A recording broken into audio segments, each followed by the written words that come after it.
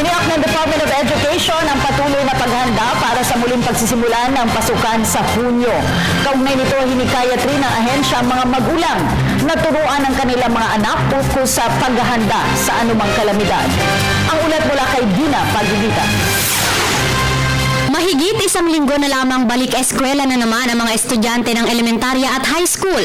Kasabay nito ang puspusang pagsasaayos at paghahatid of Education o DepEd sa lahat ng mga paaralan sa bansa. Nagsimula tayo ng kindergarten, grade 1, grade 2, grade 3. Ngayong Hunyo, grade 4 at saka grade 10. Grade 10, yung ating K-12.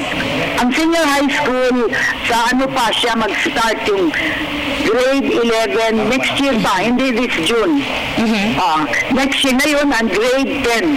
So tapos na, ongoing yung iba, ang mass training ng grade 10 at saka grade 4 teachers.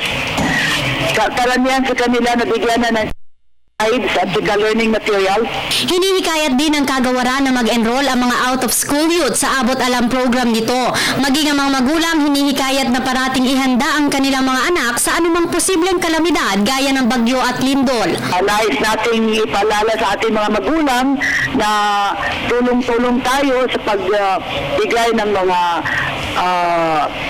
pieces of advice sa ating mga bata, especially yung crossing the streets, how to take good care of themselves, pagkain, yung merienda, at saka to be disaster prepared.